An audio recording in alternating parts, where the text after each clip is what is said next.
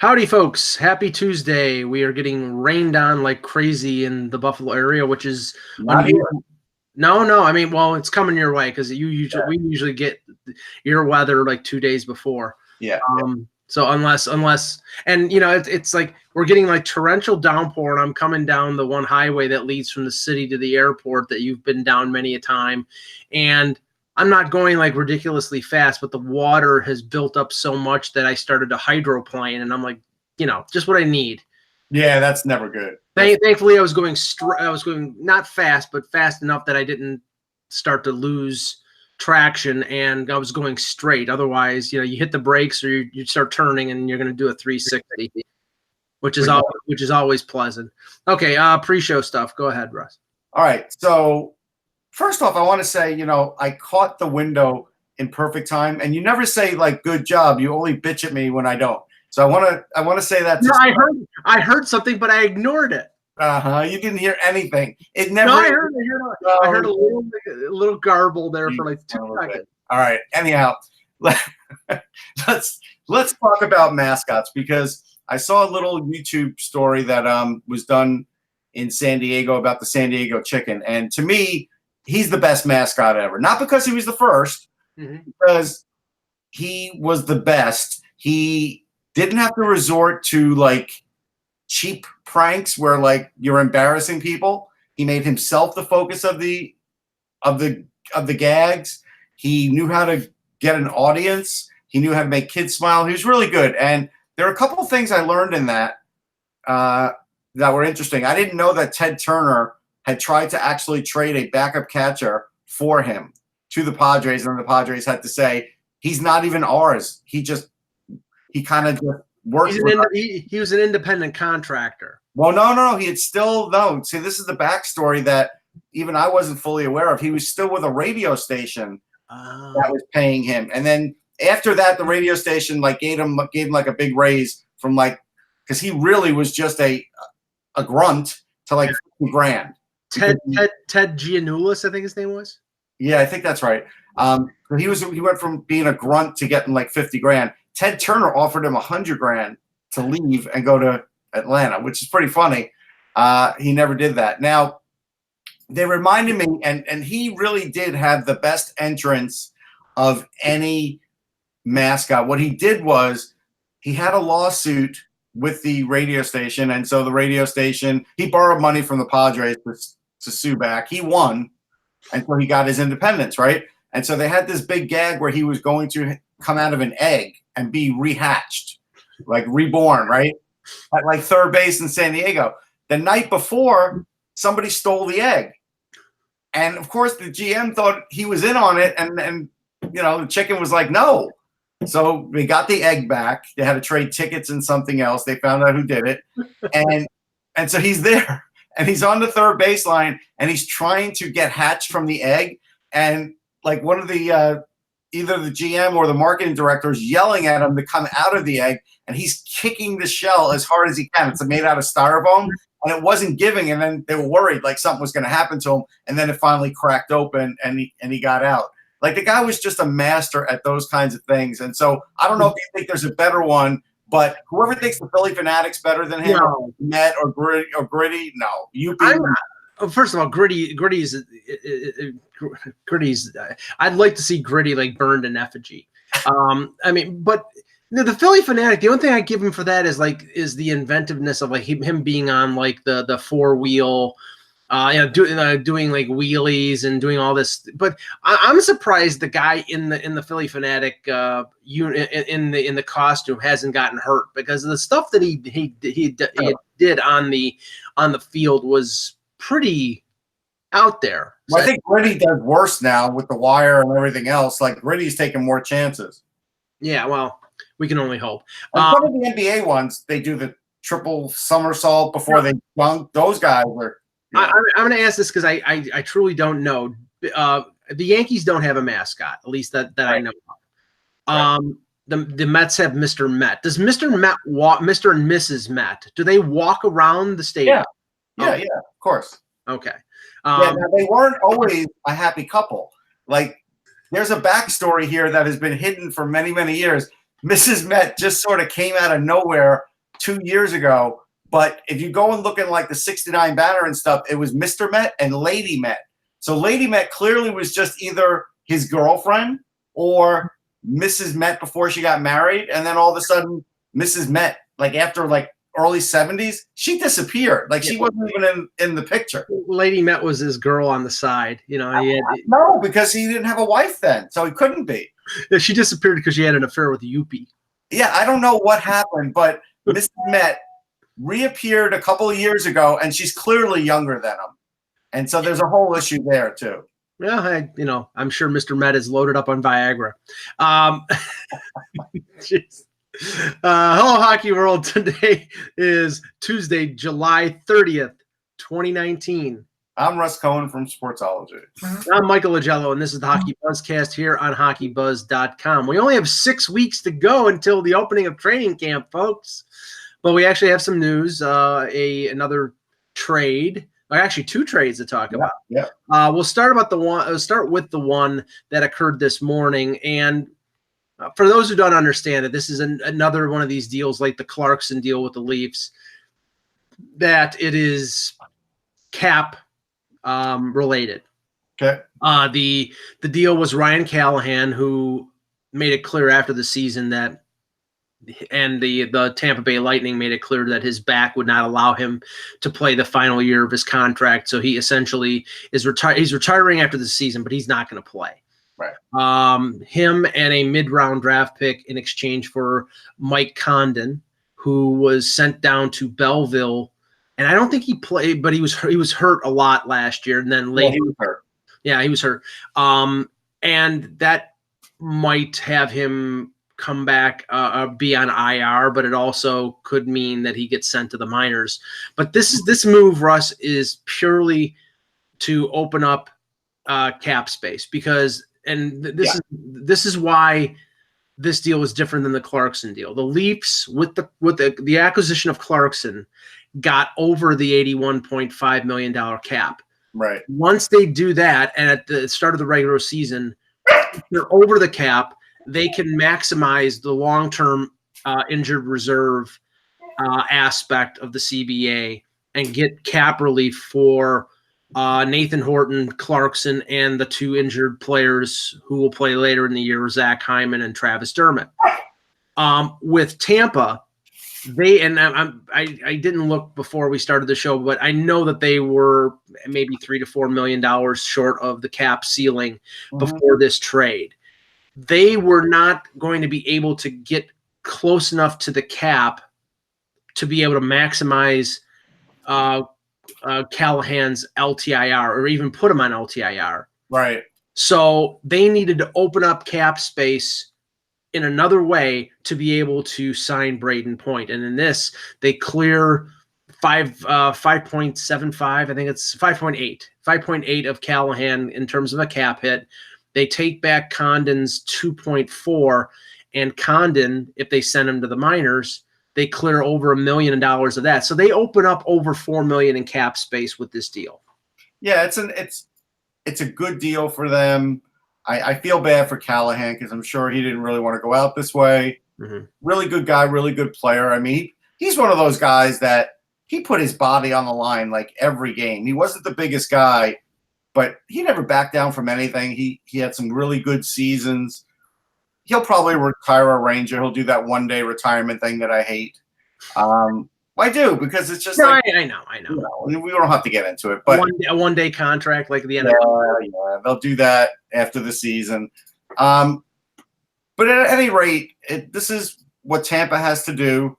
So now they can bring in Point. Point has to be really good. I mean, not to make fun of it, but he has to be on point. Like if they spend all this money on him and he had a career year, they're in trouble. I don't think that's the case. Right. But if he doesn't give them that production almost every year, they're going to start to be in trouble with all these contracts. Well, if I would be worried if he hadn't put 2 years together like he had. It was back to back that he did what he did. And last year, I think he had over 90 points.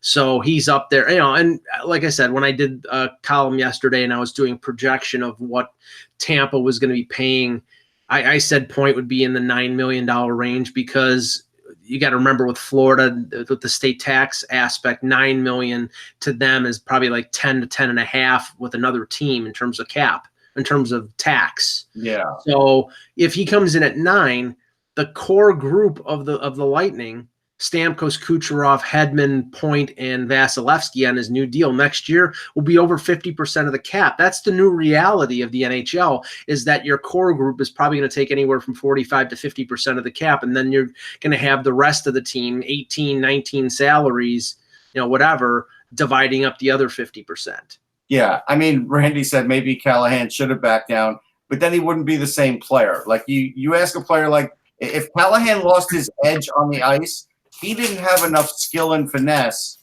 to have a full NHL career like he did. He had to do other things. He had to work harder. He had to work hard in the corners.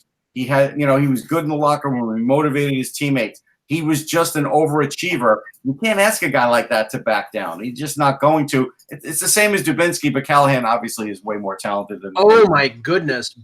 Breaking news here. Okay. Breaking news from Renaud Lavoie of TVA Sports. Thank you, Renaud, and thank you to the Minnesota Wild for giving us something to talk about. Paul Fenton has been fired as general manager of the Minnesota Wild after 1 season. Wow. Unbelievable. Wow. Now, okay, let's deconstruct this right now, because we saw what Fenton was doing.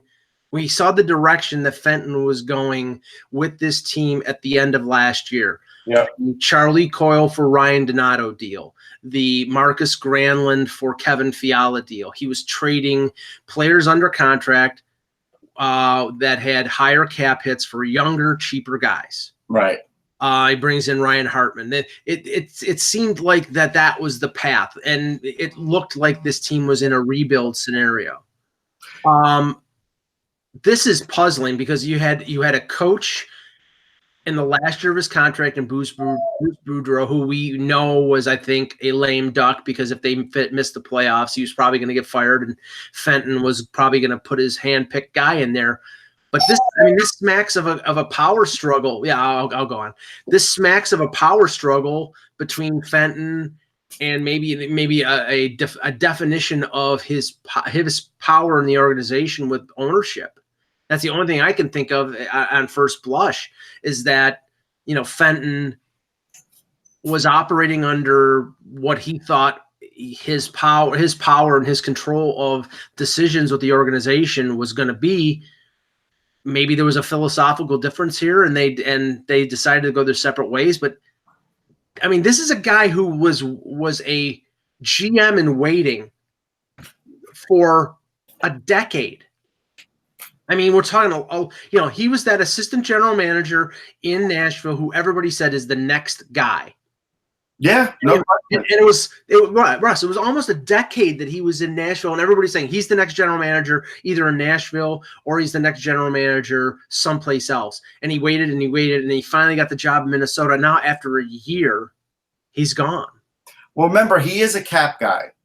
And so maybe between him and ownership, they didn't want just a cap guy. Maybe ownership wanted a guy that would do more to try and transform the team, because let's face it, they have a limited window right now. We've talked about it. And he probably looked at the team right this moment and said, I don't like what I see. I mean, look at the West here. And I'm going to guess that ownership did not want the same kind of rebuild that he was going to do. And that's probably where they butted heads. Right. And see that, and that's the thing. You've got sort of two plans sort of playing out at the same time. I obviously was reading the landscape of what they did at the end of the year last year and said they're rebuilding. Ownership may be paying, seeing Parise making $7.7 or $7.5 million in Suter, and them having long-term left in their contracts, and Dubnyk and Koivu and Dumba and Stahl, and saying we're built to win now. And clearly the moves that Fenton was making was not to win now. It was to win maybe 3 or 4 years from now and to get cheaper and to rebuild.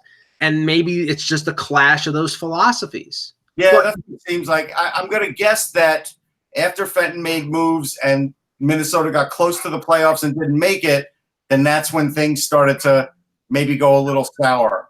And it was like, all right, maybe they didn't see, maybe ownership didn't see the same plan that he did. And so you have this. Now, the interesting thing is, will Fenton go back to Nashville? I kind of wonder.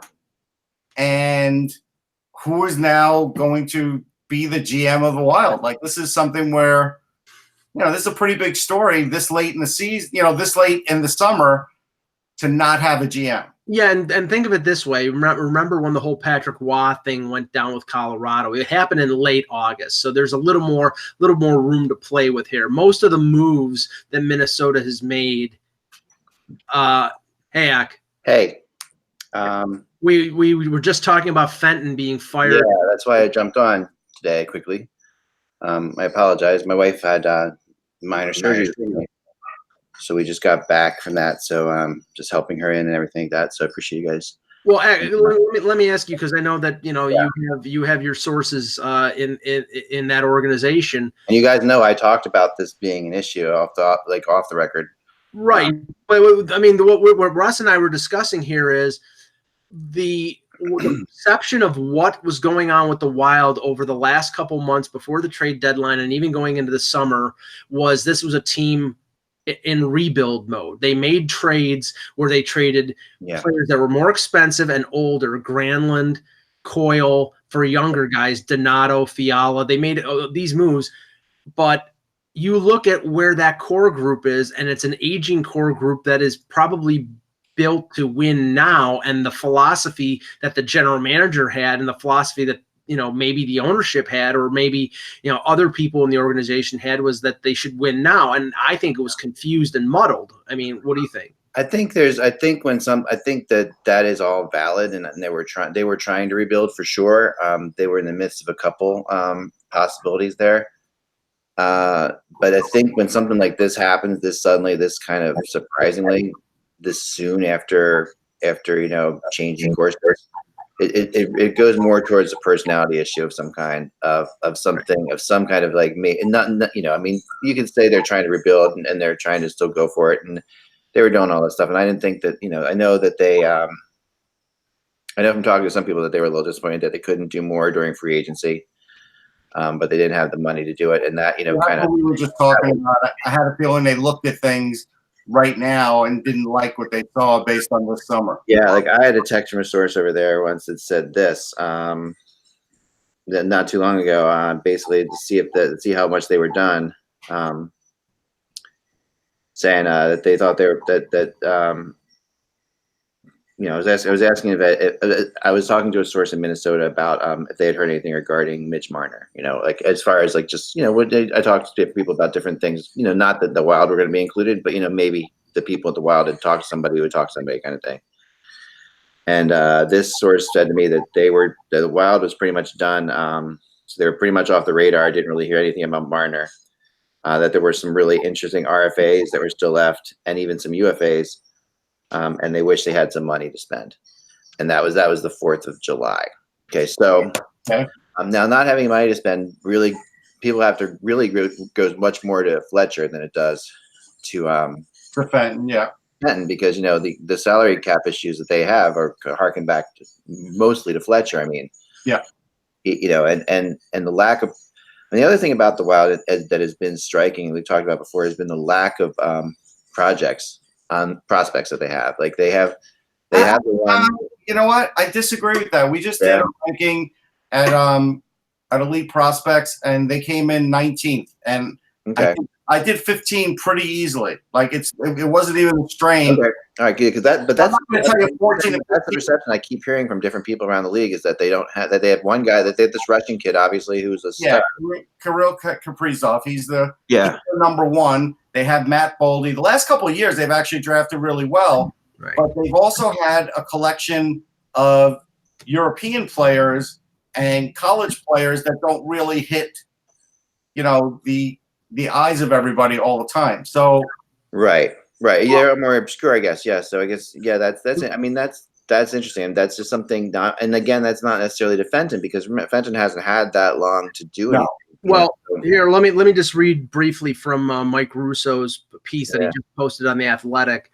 Leopold, the 11-year Wild owner, who will be available for the media on Tuesday afternoon, is clearly doing something that's not easy, acknowledging that he feels he erred when he chose Fenton over New Jersey Devils assistant Tom Fitzgerald last May. He also went on to say that numerous accounts of unhappy employees throughout the organization and countless other turbulent incidents that made their way into Leopold's office during the year. Sources said that for weeks it was becoming abundantly clear that Leopold that Fenton was not fitting into the culture that he and CEO Matt Majka had worked to create since Leopold purchased the team in 2008. So he was basically, it sounds to me like he was trying to make he was trying to operate and run the team the way he wanted to, and that didn't jive with what Leopold had imagined for, the next general manager. So I think, and I also think that this personality issue,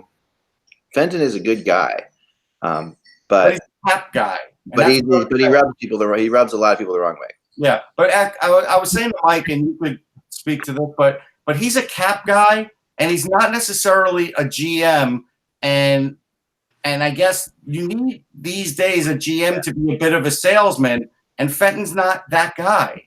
Yeah, and Fitzgerald probably is more so. Depending on how they, where they go directly here. But the surprising aspect here is that Leopold knew Fenton from Nashville because he owned the Predators, so he knew what he was. He went through the interview process. They hired him, and then they discover after they hired him that he was, what he was. They should have known that. No, and a lot of people, and I'm a big fan of Craig Leopold. I think he's one of the better owners but a lot of people had issues and question this because of the fact that I think the Predators, there were some rubs in Nashville about, and about Fenton's personality to the point where, it's just taking credit for certain things that, that maybe Poyle was never going to stand up and say something, but there were some issues where Fenton was taking credit for this, taking credit for that, and I'd hear these things a lot, and I would hear stuff like, I'd hear people. It's hard to say this without saying it in a nice, without sounding, but I'm just going to try to just say it. When I talk to people in Nashville, they were happy that Fenton was leaving. They were happy that, because they said that just basically he was getting to the point where he knew he was never going to be the GM there, and he was getting a little bit ornery about it. That was the impression I got, because he'd been there for a very long time with Poyle. And really had done a lot of the cap stuff, and and had also been part of a lot of the good deals they made. I mean, Fenton is a respected guy, but I don't think anybody ever saw him as more than an assistant GM. And I think that was really where he fit in. That was where he slotted in, as a really solid assistant. Yeah, Tom Carvers is their assistant now, but he's fairly new. So I'm with you. I think they're going to end up getting somebody else. Well, and I believe Tom Carvers is.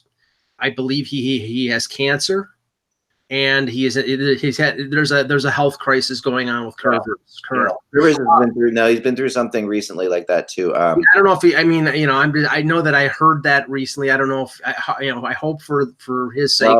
Well, no, and I know, because obviously I'm working on a story right now about Bill Zito, who was a finalist for that job, and you stole my thunder here because The candidates, after Fenton, it wouldn't be shocking if the Wild decided to go the experience route this time around. Names that are being mentioned are Ron Hextall, former Flyers general manager, former Edmonton and Boston GM Peter Chiarelli, Dean Lombardi, Garth Snow, and then Tom Fitzgerald, assistant GM in New Jersey, Bill Guerin, and Bill Zito.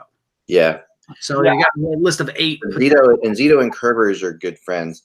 I know this because I'm working on an article right now, because Zito's wife was just diagnosed with breast cancer a couple months ago. So Zito is riding in a 100-mile bike race. There's an article that came up at Aaron Portsline a little bit ago.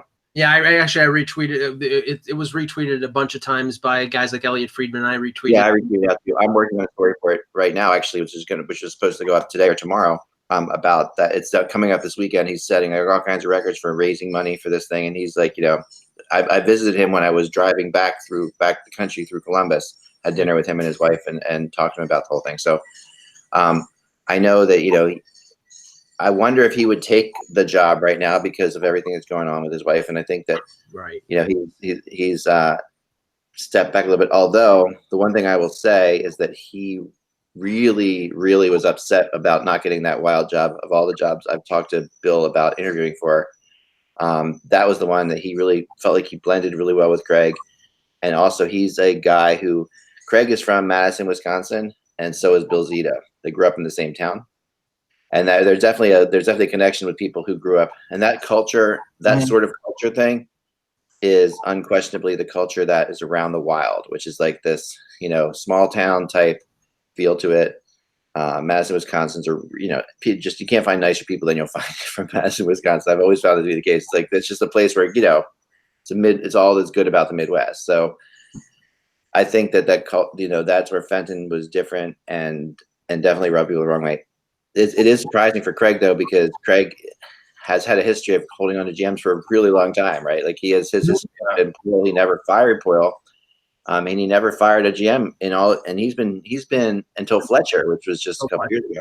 Right. And he's been here's a guy who's been an owner. But he gave Fletcher a lot. He gave Fletcher a lot of rope.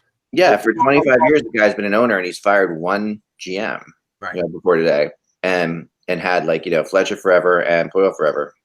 I think, to be honest, Dean Lombardi is going to be the leader in the clubhouse, because I think with the veterans that are there, you can't bring in like a new GM with not much experience, because the veterans are going to tune you out. Phil, as the veterans are, because we know they are. There's Zach Parisi, they're Eric Stahl, they're Ryan Suter, they're all the guys taking up cap space. Yeah, remember, Ryan Suter and Zach Parisi are both Americans, right? They're both from the American Hockey Program, right? Which Bill Zito is a big part of. Lombardi was the GM of that. I know, but no, Zito was the recent GM of it. No, the recent GM, but Lombardi was the GM before that. Yeah. So I'm just saying, when you talk about people that they get along with, the only thing I'll say about Lombardi is he's another different kind of personality, and right. And if you're looking for somebody to blend in with your people, you're looking for somebody who's really good and strong. I think that points more towards Fitzgerald and Zito, as two guys who are really and Zito might not take the job even because of what's going on with this thing. So I think Fitzgerald is a strong possibility. Ironically, Parise voiced some concerns about the direction of the organization on the weekend. So when that comes out and then 3 days later the general manager's fired, you have to consider that the veteran core of that group. And I think Craig has a lot of respect for Parise, and I think that does. He's a leader there, and I think when a guy like that says that, because he's not an outspoken guy. Yeah, Parise is not the kind of guy who's going to say something unless there's absolutely something going on. Yeah. He's not the kind of guy to tell tales out of school or anything like that. That's not his deal. To me, the failing of Fenton here, because they've got $9 million in cap space, but Fiala and Eriksson have to get signed, so that's going to suck up 80% of it. The failing of him here was not trading Spurgeon or Brodin. Like, he should have traded one of them to get that additional cap space and get in another offensive player, and he didn't do it. And according to this article, they offered Spurgeon a little under $7 million a year on a new deal, but that there needed to be a discussion with the general manager before they decide. Because again, I think they were concerned about the direction of the organization. You're not going to get anybody to sign long term there if they're going to go through a rebuild. They signed Zuccarello, and I think that was a good signing because Zuccarello played really well last year, and I think he still got something left in the tank. But we were talking about this last week. If you look at the Central Division, if I had to bet money on who's the last place team in the Central, it's the Minnesota Wild. And that's obviously right. They are. There's no question. I think that is, they're among them, for sure. Anybody could, you never know, it could go south, but right. My record of picking last place teams, I picked Ottawa the last place when they got to the conference final and 1 goal. Yeah, that division, that whole division could could be good enough to make the playoffs. You know, Sure, like, right. they and only 5 of them can make it, but you know, 6 of them could qualify if they let 6 in, type thing.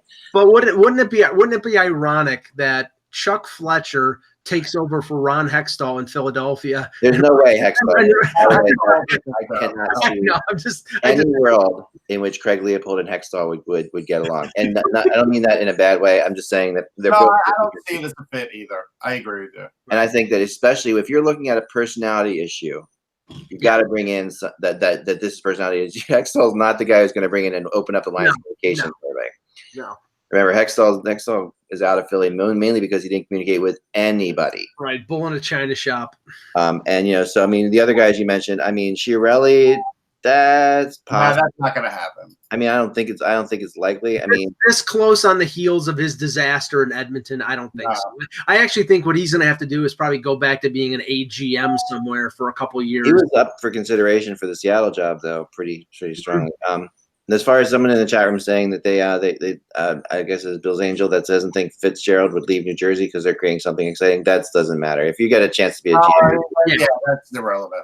I mean, and it's like, you know, and I Fitzgerald does have a Nashville connection too, obviously. Yeah, part of that, you know. So, and remember, he was an assistant GM in Pittsburgh under Shiro, so he went to New Jersey to be under Shiro and probably have a bigger role. So he's grooming himself like Guerin is in Pittsburgh. And I like him, but I'm telling you, I don't think Minnesota can go with an unproven GM again. Yeah, to me, I mean, I think that if, I mean, you know, and I, you know, obviously might be a little bit biased because I just met with a guy and he's going through it, but yeah, I think the combination here of experience plus, you know, plus personality, ability to handle people and stuff like that puts Bill Zito pretty strongly at the top of that list. I think he's near the top. There's no question. I mean, Fitzgerald, the thing about Fitzgerald is, you know, there's a difference between a guy who was an ex-hockey player, and I hate to say this, but, you know, an ex-hockey player and a guy who went, you know, at age 24 was the youngest judge on like Wisconsin Superior Court in Bill Zito. Like Bill Zito is like he is a absolute 100%. The way the league is now, Ak, you're right. I think that the fact that he, you know, you're in a league now where you have Kyle Dubas and John Chaika as general managers. They never played professionally anywhere. So that stigma of not choosing a player, somebody who was a former player, I think is over with. Yeah, I agree with that. Yeah, I mean, no, I agree. I mean, I'd agree that former players can be GMs. I mean, and I don't, you know, I talk against it quite a bit because I would rather have a guy, because this is such a complicated business world. That, I mean, but you know, there are some guys out there, like I'll tell you, the guy, what's his name? Doug Wilson's one of the best general managers. Yeah, I mean, you can do it. There are, I mean, you know, it's unfair to call all hockey players like lugheads, you know, but. Right. But the thing about Zito too is the many years of experience as an agent, and what that gives you is the ability to negotiate too. Like, remember, NHL players don't negotiate their own contracts, you know. So, you know, I think the experience as an agent, the communication skills. But like I said, the only thing I don't know is if he would take the job because of what's going on with his wife. And I'm not using this as a pejorative toward or as a negative towards Bill Zito, but we've seen in Major League Baseball right now the example of an agent becoming a general manager and how that has not gone well with the Mets with Brodie Van Wagenen. You know, he's been. I mean, he's shown that he's a novice. I don't think that Zito would, because he's had experience as an assistant general manager for years and years. Van Wagenen went from being an agent right to being a general manager. And Russ, has he been a disaster or is he not? No, he has. No, and you have to learn. I mean, and you know, remember, like, game longer than that. So I don't think that's the issue. But again, I lean more towards the grizzled veteran here, at least for a couple of years, because I think what's going to happen here is the next guy who comes in, he is going to have to deal with that leadership group and figure out what to do with this team, and that's going to be a very hard sell. A very hard sell. It's not. This is now a very difficult job. I don't think it is. And in fairness, this is a difficult job. I mean, difficult in terms of what? Difficult in terms of you're coming in, right, and you're dealing with 30-year-old and older players. You got like 5 of them. Yeah. You've got Mikko Koivu, who you're hoping you can get another year out of. You've got Eric Stahl, who you just extended. You got Parisi and Suter, who are going to be extended beyond what their really good playing ability is. You don't have a lot of money to spend, and you got to get Kaprizov over here, or you're going to lose another key asset. Well, and this is the thing. It would be one thing if this happened in late May or June. Maybe you wait until after the draft because the general manager has set his strategy for the draft. But you've done it at the end of July after after he's made all the signings. You know, basically he went out and bought the groceries, and now you're bringing in another chef to cook with the groceries that the other chef bought. I mean, to be honest, the next guy who comes in, they should just talk to Kaprizov and say, all right, look, you see that we're having problems here. If you don't want to play here, where do you want to play? And they should just trade his rights to that team and get something for him, because at this point, I can't believe Kaprizov would look at the Wild and want to play for them. Well, his contract is good GM. That's kind of what good GMs do. That's the way good GMs handle it. You know, you'd be surprised how matter of fact good GMs are about guys like that. Like, you know, and it really is just an asset. Like you'll talk to them, and you know, like I remember talking to somebody about Werenski. You know, I talked to Zito about Werenski while I was there, and I'm like, you know, that's a real big deal, and you know, and it's a tough thing to get done. And he's like, yeah, it's not really a tough thing to get done. And I said, what do you mean? He's like, well, you know, it is what it is. He's going to have to sign what he's going to sign, and he can't go anywhere else. So we kind of have him, and you know, we're going to try to make this work, and we love him. He's obviously a great player, but there's not a whole lot of power, and this again, it kind of talks like an agent who was an agent and knows that argument from the other side of things, and he's like, you know, and I think that, you know, and he loves Werenski, but he wasn't concerned. Like it wasn't like, you know, panic that I feel from Provorov and Fletcher sometimes is a little bit more intense, like than even McAvoy with Sweeney, it's a little more intense than this is. It's just there's a matter of factness to guys who are agents sometimes that just like they understand that that's what you are, you know. I don't know, like as far as anybody else goes out there, that's a really tough call. I don't know if there's anybody else that I can think of right off the top of my head. You know, Curvers, definitely is not. No, he's not going to be the guy. No, I mean I think that's the list. I don't think there's like an ex-Wild player that they're going to bring in and let him be the GM, because the guy that's what I'm saying. The guy they're bringing in now has to have experience, because this is now a difficult situation. You're now taking over a team that, and look, and even the goalie's not getting younger. Not that he's bad. I like him. But I'm just saying, you've got now a situation there where you've got to really figure out this game plan, because right now in July of this year, it doesn't look good. And if your players don't think it looks good or has promise going into the season, that's not a good way to start the season. Now, Boudreau won't let it carry on that much, and it's good that they held on to him for that reason. But there's only so much Boudreau can do with them too. Yeah, I don't know if Boudreau's gonna make it much longer either. To be honest, like I don't think this helps. I don't think this helps Boudreau's situation at all. He was a lame duck with Fenton because he was entering the last year of his. I mean, remember when they decided they were going to keep Boudreau, Fenton came out and essentially said, "Well, we know he has a year left in his contract, so we're just going to keep him." It was not exactly a Yeah, but that was Fenton's view of him. Right. I'm saying this right now. It's July. If you call Boudreau, you can easily extend him, whoever the new GM is. If you don't have to go on a coaching search after you're going on a GM search, this is going to be a wash. No, that's legit. I mean, there really are no coaches out there right now that they would. I mean, unless you're really just going into like the minor league ranks. They could hire Michel Therrien. He's under contract. Yeah, but the Flyers would let him go for head coaching job. I really hope these things happen, but I don't think that's where that's going to go. No, I think that at the end of I mean, this is gonna play out. I mean, Lombardi will be.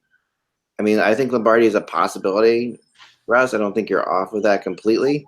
He could be interviewed. He could be a caretaker general manager for a couple of years, like sort of be a transitional guy, sort of like Rutherford was supposed to be in Pittsburgh, and then he won 2 Stanley Cups and he stuck around. So But, I mean, you can't dispute Lombardi's, resume with San Jose and LA. So, I'm sure, I'm not sure Well, I mean, what was the read in Philadelphia? He didn't want to take that job. He didn't want. No, that was the line in Philadelphia. I don't think that they were going to give him the job. I don't think. I mean, I think Lombardi is known. The best way to describe Lombardi is he's known as a survivor. You know, like he will do whatever has to be done to keep his job. And he was always afraid of getting fired in LA. Like before he had his success, you know, there was a definite sense of he was like, and he is not. I don't want to call him a puppet type GM, but he will do whatever is, you know, whatever he feels like the owner wants him to do, which every GM does to a degree. But, you know, and this is a little unfair to say because that's, you know, the GM works for the owner and they've got to do what he says to do. But he's Lombardi definitely. And the thing about Leopold is he's not the kind of guy who likes that kind of GM. Like Poyle was his own guy. Fletcher was his own guy. So I don't think that, you know, where you have. What they could do. I'll give you an example of what they could do that might be able to help them. Mm-hmm. So maybe they hire Lombardi. He becomes the president. Maybe Lombardi tries to bring over Michael Fuda and give Fuda the GM job. And see, if they did that would be a very good start for that organization. And there is a better chance of that happening now than before the draft, because LA would probably have not let Fuda go because he's so important to their draft scheme. Right. Right now, like, you know, I mean, not that you ever Fuda does have a good rap. I'll say that. Yeah, not that you ever want to lose a quality manager like Fuda, but this would be the best time because it's well before the draft, and he would have, you know, the LA would have enough time to fill his spot and move forward. And you would fill 2 key front office spots for the Wild. Like that's an important thing. Director of scouting and general manager. Yeah. Yeah. I mean, Mark Hunter could be in the mix too. Yeah, I don't think he has enough. He doesn't have any general manager experience, but in terms of NHL, but yeah. I do think that there's going to be a big put. It's got to be personality too. Like it's the other thing too. Like really, again with Mark Hunter, nothing against Mark Hunter, but I think that you know, like the Midwestern type personality thing is going to play into that well, because that whole organization is full of those kind of people. Like one of the interesting things would be if Poyle was like, say his contract was up, you know, would Leopold try to get David Poyle to go to Minnesota? Well, if he wasn't set up to be the next Don Cherry on Hockey Night in Canada, a Minnesota native and a rather experienced general manager and a personality named Brian Burke might make sense. Yeah, and I think I think Leopold and Burke get along pretty well too. Yeah, I just don't think he wants to do that. Yeah, no, I think Burke is going to be a TV star now. I think he's got it. I think he's done with that. Yeah, I do too. You know, I think Toronto was his dream job, and it just took the wind out of his sails. Yeah, he likes telling stories now. Yeah, it was his dream job, and it became his nightmare. Yeah, it really just took it. Just was so frustrating, and also the age of social media and Brian Burke aren't necessarily good for each other. You know, like as far as going forward, like it's just there's certain things that like. Well, you know, I have to give him credit. He is good. He is good on television. He's great. He is incredible on television. I think he's carved out a niche for himself that he's going to exploit to his benefit for the next how many? Notice somebody threw up in the chat room. That's not a chance in hell. Not a chance in hell. I don't know. I wouldn't say not a chance in hell. I don't know if Dave Nonis will ever be a general manager again. His name has come up a couple times. I know it has. I know. And you know what it is, Zach? His name has been put out there by, I think, his friends in the media to get him back in the mix. Does that mean he actually is in the mix? No. Yeah, I think that's true. Hey, we should talk about some of these other subjects too. Yeah. I mean, if you want to stick around, I am gonna have to go because I have to make. All right, we got it covered. I really appreciate it, guys. Sorry for having you. Great job. All good. Talk to you tomorrow. All right, guys. Thank you so much for joining, and you guys are in good hands. Take care. We'll talk soon. Thanks. Okay.